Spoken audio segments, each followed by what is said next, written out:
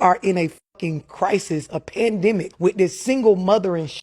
But it is a proven fact that single mother households produce the worst product. Facts. That's It's a 100% fact, yeah. If you take 2-parent households, single father household, single mother household, statistically based on facts, the household with the woman heading it by herself produces the worst product. And for our people, for black people, for African American people, those single mother households are the reason why prisons are filled with a good majority of our You are 100% people, right? So these are facts. You sit this on the table. Here go the fact. And then you say, so y'all need to start valuing men being involved in the lives of your children. I can't make you be with your baby daddy, or we can't say that somebody has to stay with somebody, because we know that children are being born out of situations where the two people aren't healthy together. Yeah. But you having access to a man and a woman during your upbringing needs to be brought back. I feel you. I gotta laugh when I say this, because you know the females get so mad. But to raise a man takes a man. For a young man to become a grown man, it takes a man to help him differentiate and mature into manhood. That masculinity and adult male responsibility is literally caught from a father or a father figure. If you are a single mom raising a son, we love you, God bless you. This is not a discouragement, this is not a criticism, but they need a grandpa, an uncle. They need a spiritual father, a pastor, a coach. Somebody's got to be that sort of father figure in their life so that they can learn how to become a man from a man. Are literally the worst parents on the entire planet. That's the first thing. And statistics back that. So over 70% of young men that grow up under a single mother in particular, end up in prison. And I think, if I'm not mistaken, 68% of young women that grow up under a single mother in particular end up a single mother herself. But when it comes to a 2-parent family and a single father household, a young man has a 90% chance of never going to prison. And that is one of the biggest differences why we men have to go get our children from these freaking women. That is an issue, because the reason why so many of us are messed up is because we were all, or most of us, were raised by women, which are the worst parents on the entire planet, statistical wise. All right, I think I could start an entire series on why you should date a man that has been raised by a single mom. My boyfriend just comes in and he's very upset because at that dinner the other night, I spilled some oil on one of my nice dresses. And I haven't thought about it since. But every day he has thought about this. And he's like, we need to get the stain out of that. We need to bring it to the dry cleaners. And I'm like, this is a man raised by a single mom. Like, men raised by single moms, they both know how to be the man of the house and also respect women being the boss. Does that make sense? I think that makes sense. Damn straight. I don't know. You should try it out. My biological father is not really around. I know who he is. We've met. I have 3 half brothers. I went to the youngest one's wedding. It's all like fine, right? It's not amazing, but it's fine. His name is Dave. He's from Kentucky. He's not great at taking responsibility. That sounds really not great. Yeah. Especially when you've got kids. Yeah, but I'm appreciative for that. So many people have to go through their parents getting divorced, and that is tough, especially if you're young. So many of my friends had to deal with that. And so I'm just glad that he kind of wasn't ever, because then my mom and I just got to get, closer and stronger because of that. And I feel like I would rather have absence than violent presence. You could see the twinkles in my eyes. I was close to tears the day my daughter came home from school to deliver this piece of good news. We hugged each other, crying and laughing as if there was no tomorrow. I wasn't surprised she got an A in physics. She has always been a brilliant kid. She's very good in science and arithmetic and never gets lower than a B in all subjects. But being chosen for a national competition was the most rewarding gift she gave me as a mother. I can never forget the joy that warmed my heart as I looked at my 13-year-old princess, thriving at such a young age. That was 6 years ago, when my daughter was in 8th grade. My joy of motherhood knew no bounds. From that night, my daughter studied twice as hard. Although her school didn't win the competition, they came 13th out of 45 middle schools that attended. I learned an important lesson about my daughter and my parenting style. After that day, I knew I was doing a great job as a single mother. I wasn't just proud to be her mother because she was intelligent. But the way everyone complimented her maturity, the way her teachers spoke of her humility, and the way she respected her juniors and seniors gave me so much pride. You know, there are times you think about the headache your child gives you, and you swear you wish you never had them. That wasn't my daughter. I admit. I'm a disciplinarian. My daughter wasn't pampered like most kids.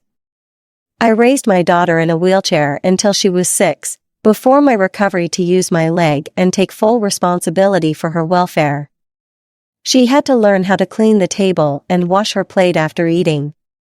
She did her laundry, arranged her bedroom, bathed herself, and prepared for school. We did the cooking together. Sometimes she helped me with bathing and dressing up whenever I needed help. She got used to doing mini chores because I couldn't do everything myself. My daughter was forced to live a mature life from a younger age, which made my job as her mother easier. She was very obedient and did not rebel when I reprimanded her. It wasn't difficult instilling good morals in my daughter. I didn't choose to be a single mother. My partner wanted to be in the shadows. He gave up on me because of my disability. He thought I would never walk again after my tragic accident, so he distances himself from us.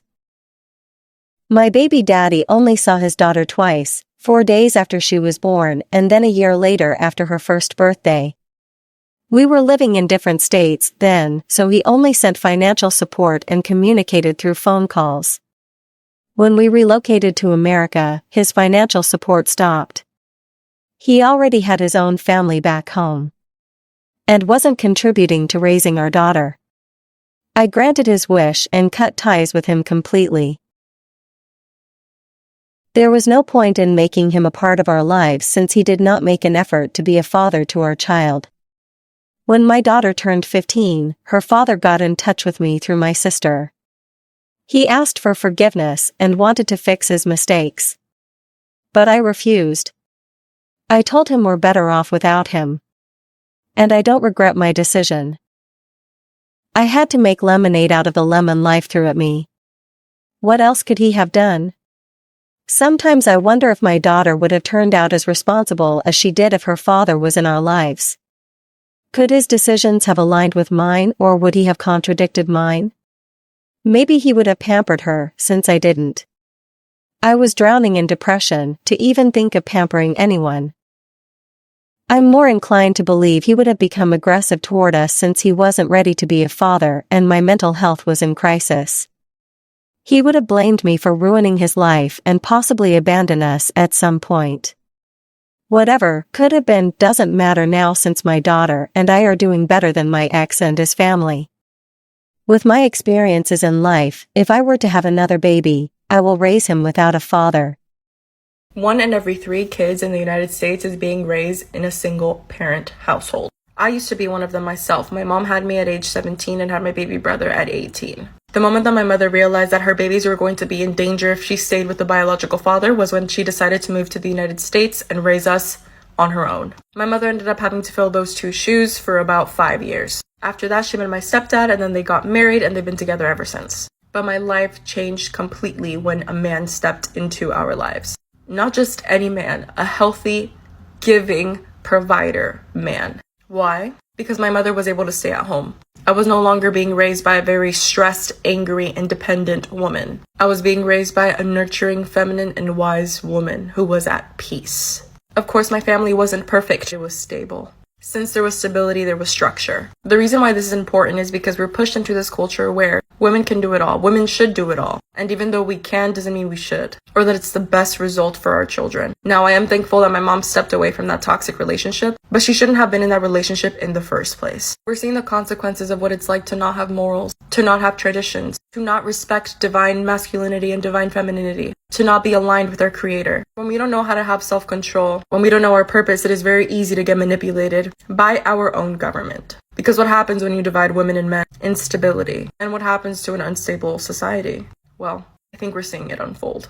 Ladies, if your goal is to have a family, I need you to build on your character so you have the right discernment to choose which man is for you. Ladies, be wise. Studies estimate that by the time children turn 9, 20% of U.S. children born to a married couple and more than 50% of those born to a cohabiting couple will witness their parents break up. Women arrive at single motherhood from a variety of circumstances, through a divorce, rape, death of a spouse, or rejection. However, most single mothers out there did not become single parents by choice, but still, society doesn't fail to accuse us of being terrible parents. Should these mothers have abandoned their children when their partners left them? According to this report, more than 22 million single moms are raising over 25 million youth in America. More than 80% of households are led by single mothers, yet the stereotype of single mothers continues to discredit their importance in society and dishonor their image. This woman right here raised her 8 children and still getting criticism when she decides to pursue her own interests. I have stopped counting the amount of times that when I say I'm gone for a business trip, or I'll be gone for a few weeks, or I'm going on vacation, the amount of people that say, "Oh, but who's going to watch your children?" And I really thought that would stop as soon as they got older, but no. And it's never really about the well-being of my kids, but it's about the fact that I have an identity outside of mothering. We judge single mothers as sluts, selfish, irresponsible, and good-for-nothing women who drove their partners away. This makes me wonder, are these stereotypes intended to keep women in the nuclear family settings? Why do we criticize single mothers, but glorify single fathers? And how are single mothers dangerous to society? Research studies show 47% of U.S. adults say single women raising children on their own is generally a bad thing for society, while 43% say it doesn't make a difference and just 10% of adults say it is good for society. From a gender perspective on single women raising children alone, 59% of men say single motherhood is bad for society. But statistics on adults who agree that women raising children alone makes no difference in society is 50% of women compared to 34% of men. Women are expected to be perfect mothers no matter their circumstances. Fathers are assumed to be less capable of parenting, and therefore we see their efforts as courageous and celebrate them when they take on the primary parental role. When a man puts his child to sleep, cooks, or cleans, he's helping out the woman as if the responsibility is not his just as it is the woman's. We sympathize with single fathers and ignore their parenting mistakes. In contrast, we criticize mothers for little things like if she's drinking a glass of wine while breastfeeding, or if she allows her child to stay up past bedtime, or when her child goes to school late because she overslept. Single mothers face twice the social pressures and high expectations of married mothers every day. We are under pressure to succeed in life, both in our professional and romantic relationships, to prove our abilities as women. And we're shamed when our abilities don't match up to the ideal parenting standards. If our child is doing poorly academically, or they get into a fight or don't engage in sports activities, the mother is shamed for being liberal with the child. We criticize her parenting style and assume the child would have done better if she was raised by a male parent. We assume men are the only ones with the ability to raise a child. Different studies show that children who are raised by single mothers are likely to drop out of school and get into fights with people. But what these studies do not prove is if the rebellious behavior of children raised by single mothers is a result of the absence of a male role model or lack of financial resources and time of their mothers. Since these mothers have to work and raise their children without support, it would seem that degrading single mothers is a strategy to reinforce patriarchal family standards on women. If single mothers are shamed, then that will discourage other women from joining the single mothers club. Every year, there are 1.2 million divorces in the United States. Traditional nuclear families with two married heterosexual parents are becoming obsolete. The old nuclear family structures are gradually replaced by same-sex marriages and multisexual marriages, and the child-free culture has influenced the increase in single motherhood. There are many ways to raise a family, and single motherhood is just one of the parenting choices. It's up to each parent or family to decide how things will work best in their home. Married mothers are no better than single mothers. Each mother has her strength and struggles. Shaming single mothers will create disparities among women. And that is what patriarchal men want. Because if women are bitching against each other, we cannot be trusted to be responsible parents. But this will be a conversation for another day. That will be all for today. See you again on my next video. Before you leave, don't forget to hit the like button, subscribe to my channel, and smash the notification bell so you don't miss my next video.